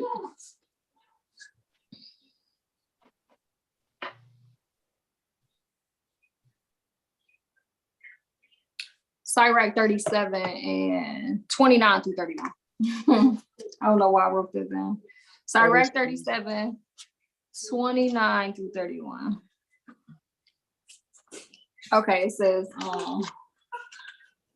it says, be not unstable in any dainty thing, nor too greedy upon meats. So we got to have self-control when it comes to these meats. You know what I'm saying? We can eat meats. It's not transgression of the law to eat meats, but in moderation with self-control. Verse 30, it say, for excess of meat bringeth sickness, and surfeiting will turn into coliar, which is a disease of the bowels. 31, it said, by surfeiting have many perished, but he that taketh heed prolongeth his life. So that's wisdom, sisters. Wisdom's teaching us not to be greedy and gluttonous and surfeiting with the excess of meats. Just because we're allowed to have meats and eat meats, that don't mean indulge. That don't mean have a 12-ounce steak in front of you and eat the whole thing. When you got 2/3 through the steak, you was full, but you like, I'm about to eat this and go ahead and eat the rest of the steak. Like, nah, too much meat, it ain't good for us, sisters. No. And the precepts just spoke. Salakia, and to add to what you're saying, sis, how do you feel when you do eat too much meat, though? Don't you feel sluggish? Don't you feel heavy, bloated? Constipated. But to my sisters that are plant eaters, that do the whole vegetarian thing, how do you feel when you do eat a lot of vegetables and like those herbs and all those goodness? You feel good, like you get energy from all of that, So definitely, pay attention to what you eat. You want to make sure you're examining yourself in that way as well. Diet is super important. And if sisters notice, the choice of foods you eat, it have an effect on your mood. Like it can make you crabby, make you have an attitude, give you headaches, you know what I'm saying? Sister already mentioned being sluggish. Like foods that we eat, like it really do have an effect on like our character and how we act. And I don't think enough of our people realize that. So it's important to like, if we stick to the Levitical diet, minimize in moderation with the meats, You know what I'm saying? So I pretty much put veggies over meats, wine over alcohol, because we know alcohol, it brings swelling to the body and make you sluggish. It causes you to be dehydrated. You see what I'm saying? And that's the main entry for spirits to enter in, because it's a spirit. It's a spirit. Spirits get in through drinking alcohol. So wine over alcohol, and obviously fruits over sugar. I don't know if sisters ever tried to like just not eat sugar, just literally nothing sweet, just all natural, like from fruits and vegetables. You literally get cranky and you get moody and you get angry. Like it's almost like it's an addiction. It's like you're going through a withdrawal from sugar. Sugar is more addictive than heroin, believe it or not, nowadays. What's more addictive than heroin? Sugar. Oh, I don't even use it. I believe it. Especially the high fructose, corn syrup. That's not really healthy. You know, people take that and say, "Oh, but it's made from corn." Corn has been GMO, that's been man-made. Like, no, it's, you know, it's sugar, it's bad. And the thing is that we also got to identify that sugar doesn't look just like what we think sugar is. Sugar could be in breads. You know, I remember reading an article on Subway's bread. They don't even call it bread anymore. They call it just sugar because it consists of mostly sugar. Like by law, like the state was like, nope, that's not even legal. You can count that as bread. So, you know, we also got to understand, like, research the foods that turn into sugar. You know, too much legumes can turn into sugar. Too much rice can turn into sugar. You know, but you got to have that just balance. Find your balance and research everything you intake. There's nothing wrong with that, with getting educated, you know, and learning something new, you know. Food, pastas too, like grains, any breads, doughs, cookies, cakes, pastas and stuff like that, all high glucose, yes, literally breaks down into sugar in the body, which causes the kidneys to have to work harder to reproduce insulin to break these foods down in our body. And we don't be realizing what we're doing to ourselves. And then we be wondering why we're feeling all crabby and moody and don't want to be bothered. A lot of that be having to do with the foods that we're putting in our body. So a lot of you sisters, but go ahead, sis, because I got a video real quick. But even with pasta, like there is so many pastas out there made from like grains that are good for you and vegetables and stuff. And I'll share one with you guys. This one is called pasta sweet potato. It looks like that. But let's read the ingredients. Let's read the ingredients because you guys know I'm all about this right here, okay? Like ingredients. Only a few, you can't see it, but it is made out of lentil flour, which lentils are beans. Pea flour, so green, like your green peas and whatnot. And sweet potato flour. So these are all vegetables that they dehydrate, you know, and that's it. You know, and it ain't gonna taste the same, but you know, we gotta switch up our palate sometimes, you know, and just experiment with something different, you know. And Esau knows his kingdom is finished. That's why they're over here trying to utilize other things, you know. But our people been eating vegetables and, you know, cleaner foods. We just got to get back to that and again, re-educate ourselves. You know, re-educate ourselves. Putting off that old man. I found that at grocery outlets. So if you guys have like a grocery outlet, I've seen it at Aldi's. If you guys have any Aldi's out there or whatnot, you know, and it was only like $2.48, I believe I paid for it. But, you know, we just got to make an effort to want to, you know. change. Good point. And I just want to point out, putting off the old man, that don't just mean put off, you know, the wicked ways of Babylon, how we used to be. That also means putting off your bad eating habits. That also means putting off the things that's harming to your body. That also means putting bad chemicals that we've been putting inside our bodies that's destroying us. Put them things off too, because as we know, our temple is not our own. It belongs to the Most High. So we gotta be conscious of that. But I do want to share a quick video on like the foods that we do eat, what it does to the brain and to the body, and how overall it causes us to be healthier if we choose healthier choices.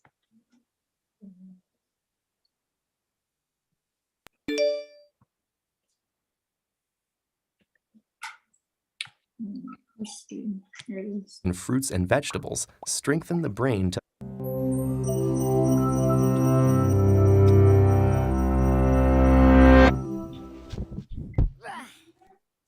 If you sucked all of the moisture out of your brain and broke it down to its constituent nutritional content, what would it look like? Most of the weight of your dehydrated brain would come from fats, also known as lipids. In the remaining brain matter, you would find proteins and amino acids, traces of micronutrients, and glucose. The brain is, of course, more than just the sum of its nutritional parts, but each component does have a distinct impact on functioning, development, mood, and energy. So that post-lunch apathy or late-night alertness you might be feeling, well, that could simply be the effects of food on your brain. Of the fats in your brain, the superstars are omegas 3 and 6.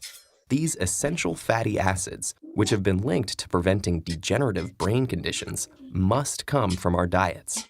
So eating omega-rich foods like nuts, seeds, and fatty fish is crucial to the creation and maintenance of cell membranes. And while omegas are good fats for your brain, long-term consumption of other fats, like trans and saturated fats, may compromise brain health. Meanwhile, proteins and amino acids, the building block nutrients of growth and development, manipulate how we feel and behave. Amino acids contain the precursors to neurotransmitters, the chemical messengers that carry signals between neurons, affecting things like mood, sleep, attentiveness, and weight. They're one of the reasons we might feel calm after eating a large plate of pasta, or more alert after a protein-rich meal. The complex combinations of compounds in food can stimulate brain cells to release mood-altering norepinephrine, dopamine, and serotonin. But getting to your brain cells is tricky, and amino acids have to compete for limited access.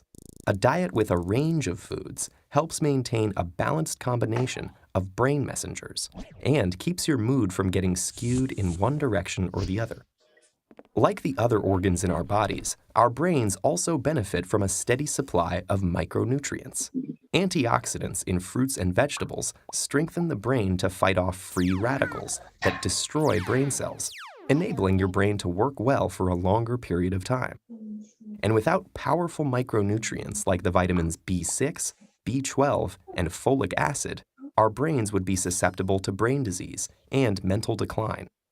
Trace amounts of the minerals iron, copper, zinc, and sodium are also fundamental to brain health and early cognitive development. In order for the brain to efficiently transform and synthesize these valuable nutrients, it needs fuel, and lots of it. While the human brain only makes up about 2% of our body weight, it uses up to 20% of our energy resources. Most of this energy comes from carbohydrates that our body digests into glucose or blood sugar. The frontal lobes are so sensitive to drops in glucose, in fact, that a change in mental function is one of the primary signals of nutrient deficiency. Assuming that we are getting glucose regularly, how does the specific type of carbohydrates we eat affect our brains? Carbs come in 3 forms: starch, sugar, and fiber. While on most nutrition labels, they are all lumped into one total carb count, the ratio of the sugar and fiber subgroups to the whole amount affect how the body and brain respond. A high glycemic food, like white bread, causes a rapid release of glucose into the blood, and then comes the dip. Blood sugar shoots down, and with it, our attention span and mood. On the other hand, oats, grains, and legumes have slower glucose release, enabling a steadier level of attentiveness. For sustained brain power, opting for a varied diet of nutrient-rich foods is critical. When it comes to what you bite, chew, and swallow, your choices have a direct and long-lasting effect on the most powerful organ in your body.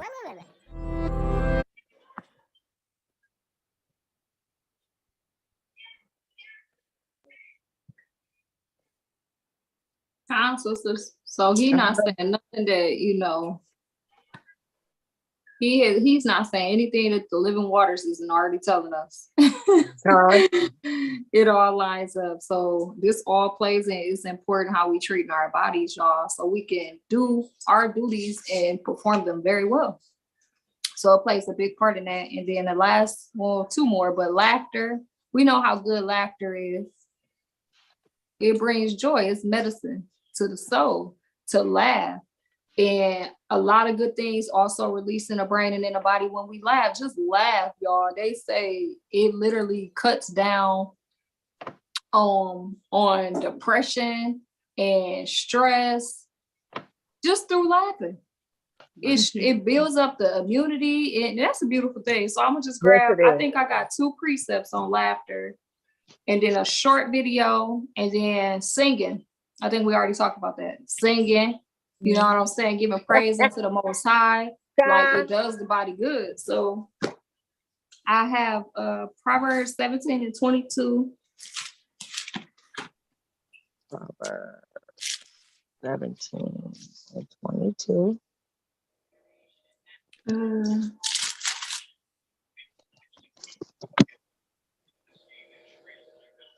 Never mind. 17 and 22, it say, a merry heart doeth good like medicine, but a broken spirit drieth the bones. So, sisters, laughing as much as we possibly can, even through this oppression, we still gotta laugh. We still gotta laugh, sisters, and keep our spirits joyous and right. And then I have Proverbs 30. Nope. I have Psalms 32 and 11. Psalms 32 and 11.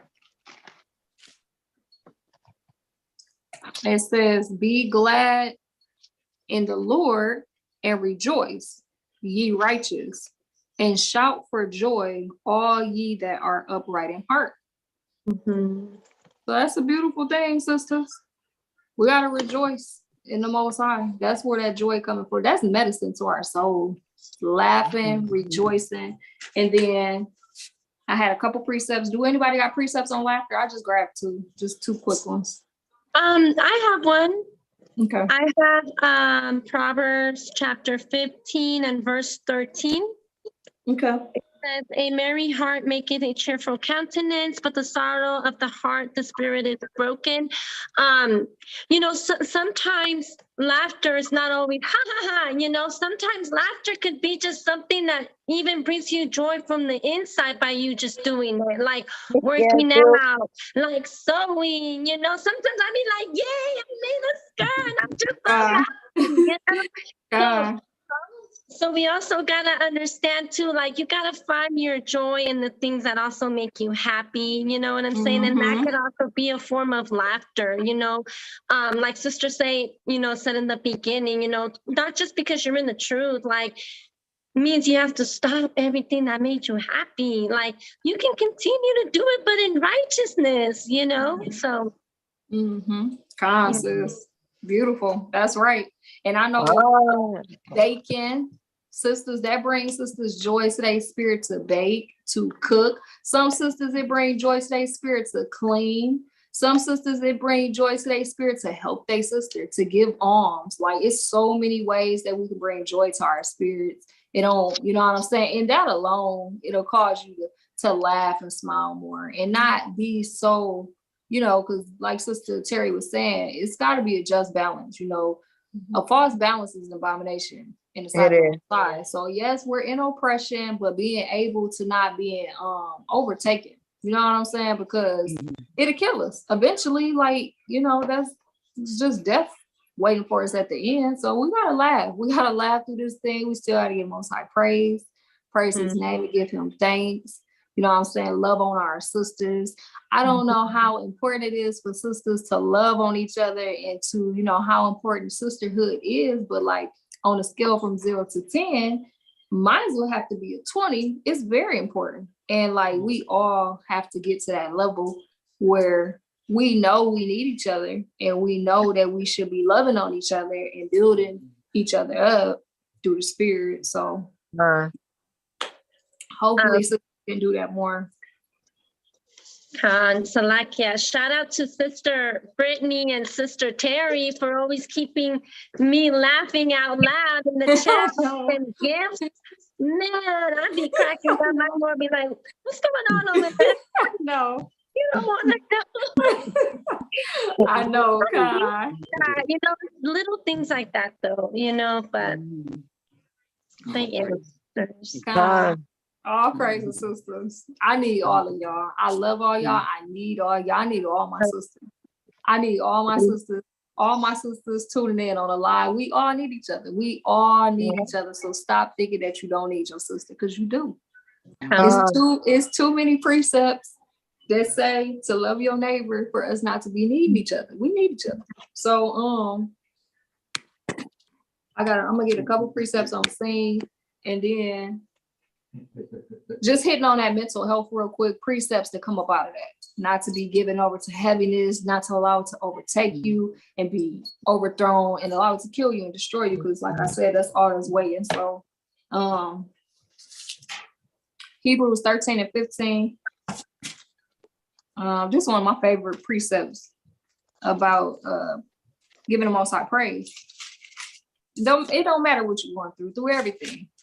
At your low, at your high, at your everything. Having that just balance. Don't be too happy, overly happy. Don't be overly sad. You know, don't get too excited.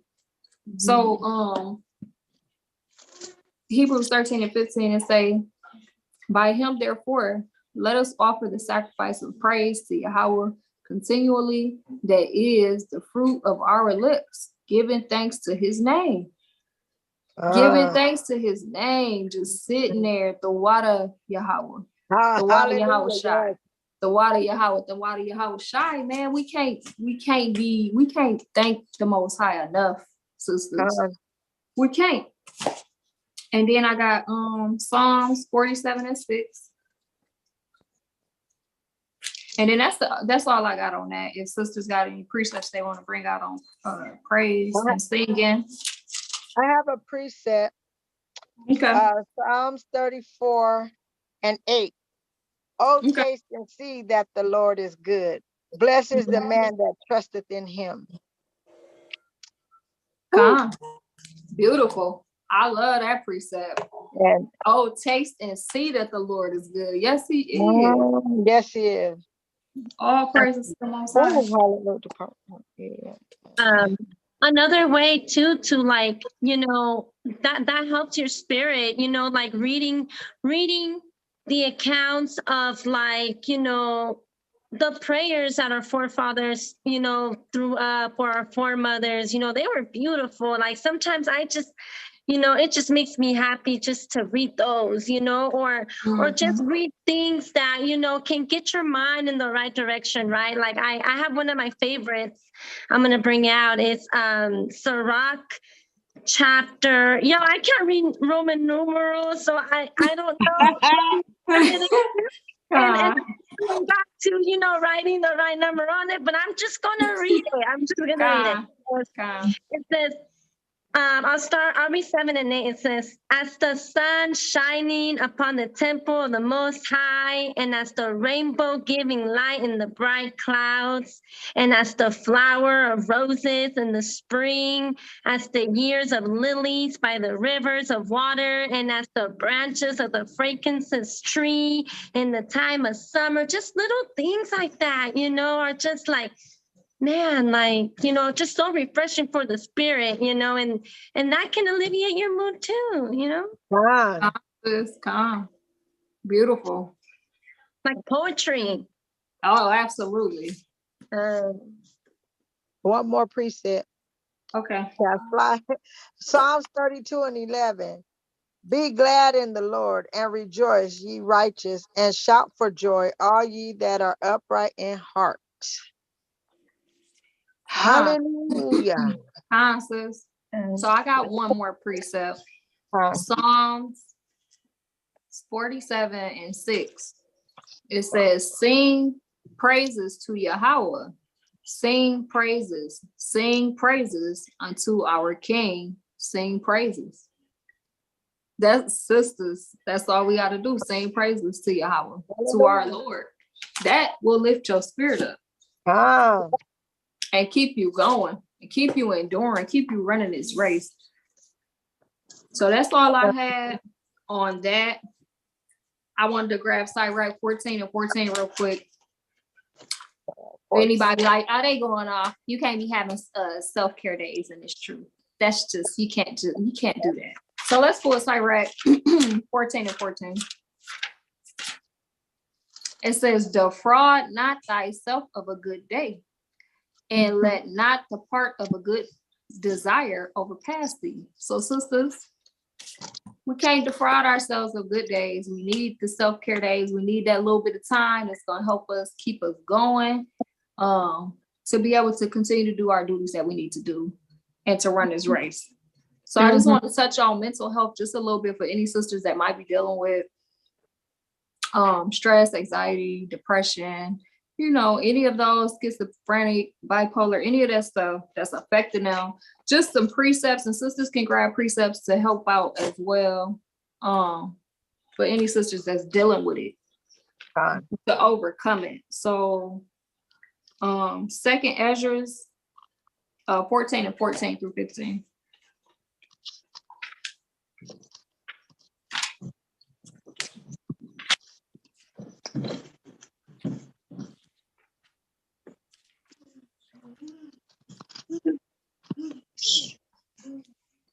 It says, let go from the mortal thoughts.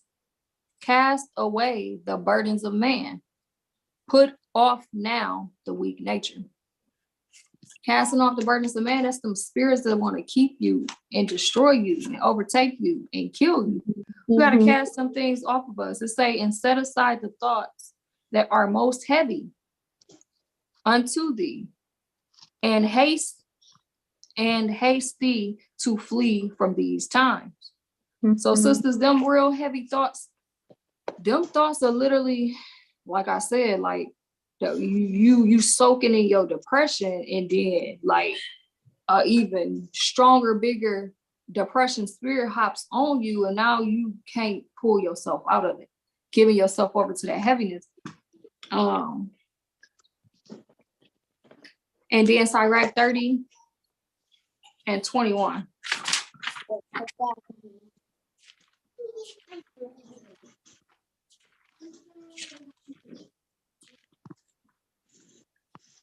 Says, give not over thy mind to heaviness, and afflict not thyself in thy own counsel. Sisters, we can't be giving our minds over to heaviness, and that heaviness, literally, some of them heaviness thoughts be like thoughts of suicide. You know what I'm saying? You feel like you just can't take it anymore. These is all spirits. They are spirits, and being able to recognize that that's what it is. And then Hebrews 12 and 1.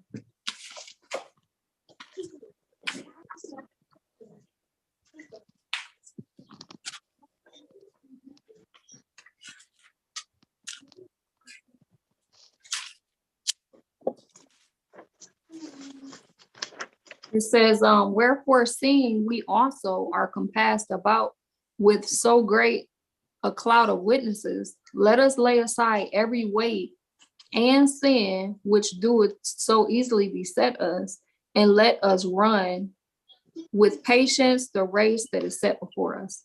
So sisters, we got to lay aside any and everything that doeth so easily beset us, all the sin that is throwing us off. Just lay it aside, put it down, and continue to run this race.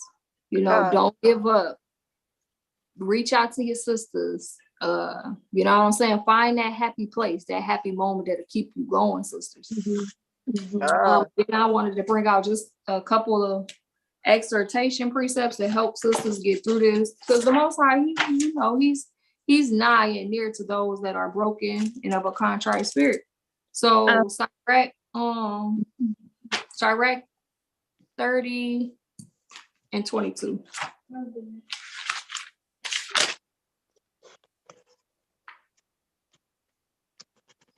The gladness of the heart is the life of man, and the joyous of a man prolongeth his days. So sisters, come up out of that state, that funk, what they call it, the world calls it a funk. Come up out of that and be filled with joy and gladness. That's life. And you come out of that through the precepts. So let's get John 6 and 63. The precepts will bring you back, get you out of that state and get you back in the spirit. John 6 and 63.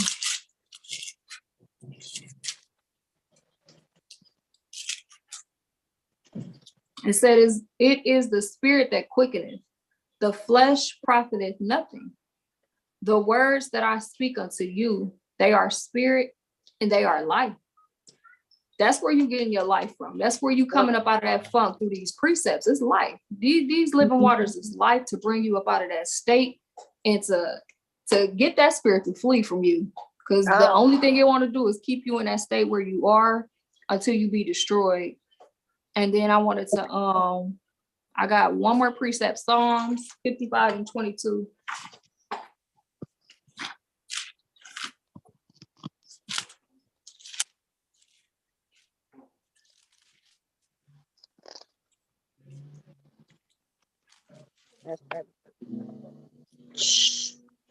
It says, cast thy burdens upon Yahweh, and he shall sustain thee. He shall never suffer the righteous to be moved. So sisters, always remember that when we're going through hard times, we're feeling burnt out, we're feeling discouraged, like we can't move forward. We got to always remember to cast our burdens upon the Most High. He will sustain us. He will never leave us nor forsake us. Continue to fast and pray and keep your spirit built up. If a demon jump on you, recognize that demon, call that demon out, and demand that demon to leave in Yahweh's name. But that's all I got for tonight, sisters. I don't know, do any sisters got precepts that they want to call out? I got one, and then this is it. It's 1 Corinthians 6 and 20. For ye are bought with a price. Therefore glorify Yahweh in your body and in your spirit, which are Yahweh's. Sis, beautiful. Beautiful. That's right. We got to remember that. I got one. I promise it's just one. Sirach chapter 7 and verse 12, it says, and this is for any wicked spirits, those demons that do like to talk, to you, have a full-blown conversation with you, sisters, It reads, say him not by thee, lest when he hath overthrown thee, he stand up in thy place. Neither lay him sit at thy right hand, lest he seek to take thy seat. And thou at the last remember my words, and he pricketh therewith. Don't let it overthrow you. Pick yourself back up. And if sisters are not doing something that they love, then find something new. Find something new, whether it's sewing, whether it's painting. I know Sister Mia paints beautifully. So does Sister, and write some poetry. I don't know. It's funny because I'm trying to do more creative things with my daughter, but I bought us, because we like to take baths and all that. So I bought a little bath bomb making kit because, I got all the oils and stuff. And I just want to do like a more natural, remedies instead of always buying them. So that's something new that I'm trying to pick up, making my own soaps and bath bombs, just something little, but want to find joy in things. Sisters, I wanted to throw a couple of things out there. Sister Renee, she said dancing always gets you laughing, to get you in the spirit, singing, face face spas, foot spas, hand spas. Like I said, hair day. That brings me joy to be able to do my hair thoroughly uninterrupted. That is a whole full-time job. But hair days, cooking, baking, exercising, shopping, new dresses, new hair wraps. That always lift a woman's spirit up to go shopping. Watching maybe a favorite movie that you haven't been able to watch in a long time. Chatting with your sisters. Just chatting with your sisters. That'll lift your spirit up. Having that time with your sisters. Get dressed up. You ain't got to be going nowhere. Just get dressed up, take your time, do your thing in the mirror, get yourself dressed up and make yourself feel good about yourself. Make yourself feel better. Bring yourself about that funk and bring yourself to a higher place where you feel good about yourself. Make a picture collage. So when I'm just sitting and I'm just not feeling I go through my pictures, all my favorite pictures. Beautiful, like I sent some of y'all some beautiful sunsets and stuff like that. Stuff bring me joy. Just looking at it and I think about the memories that was attached to it and what we was doing. That brings me joy.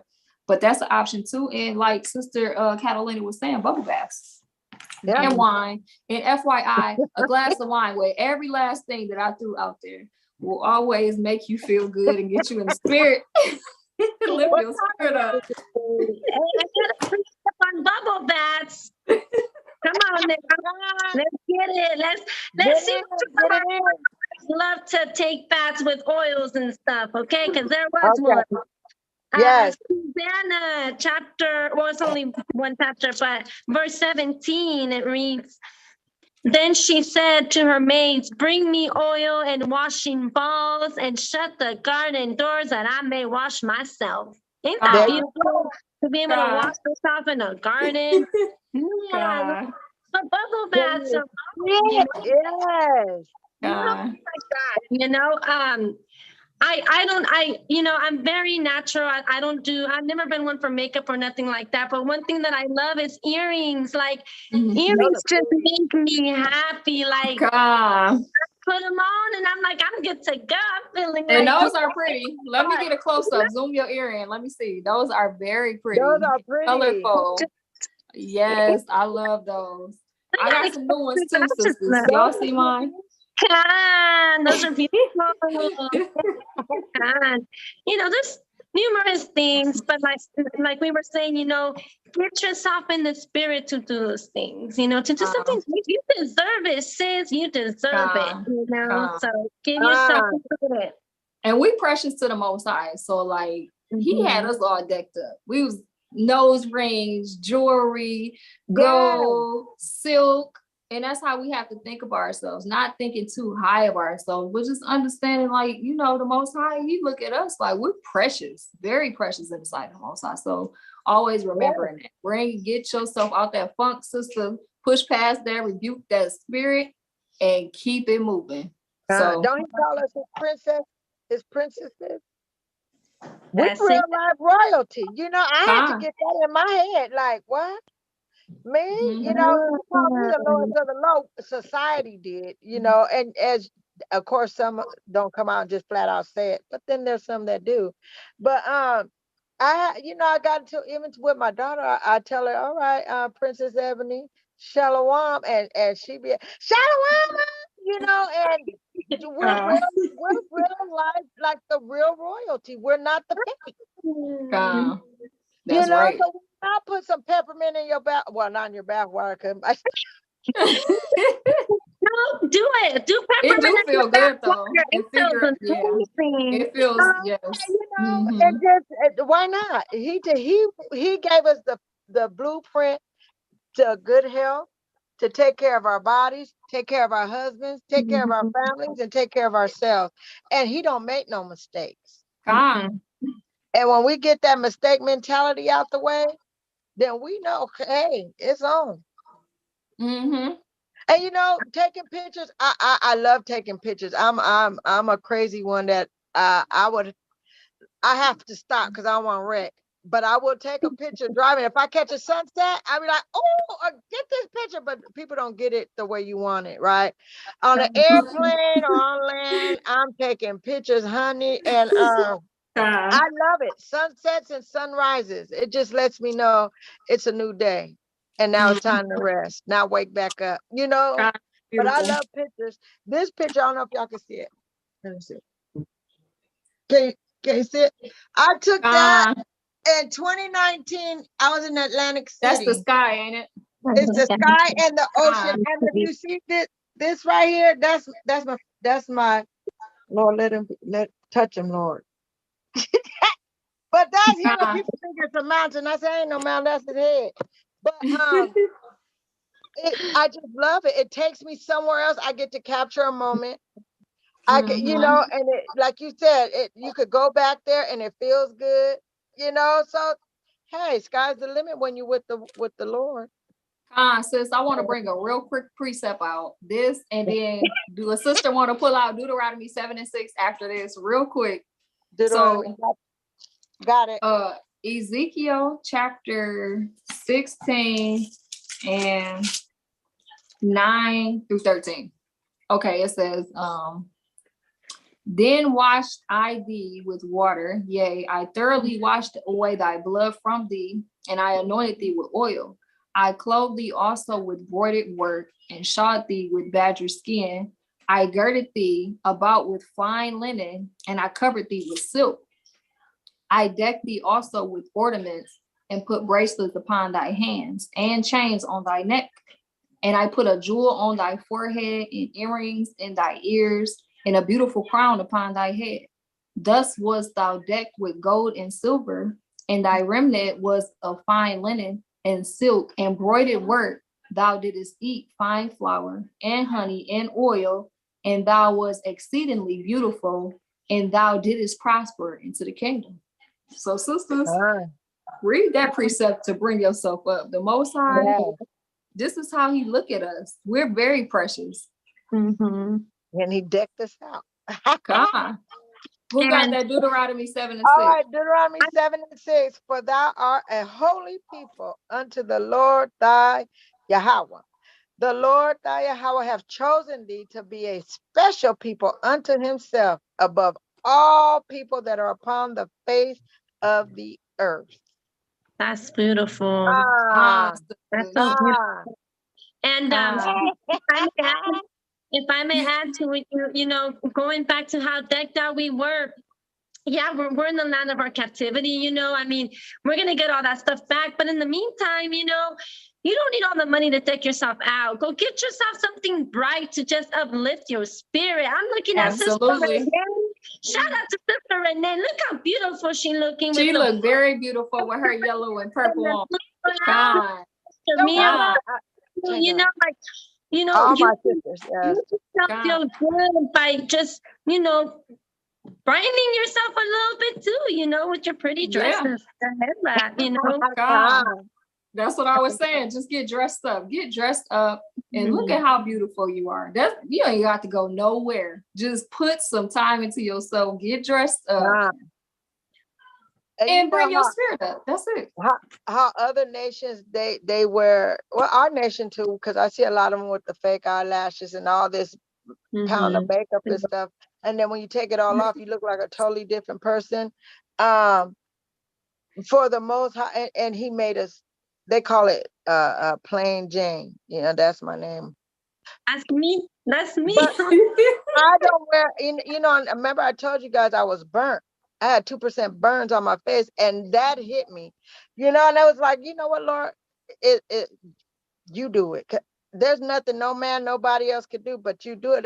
And look, you know, he made sure that I was okay. To his liking. He made us to his liking, you know, and if nobody else likes me, I know the Most High loves me.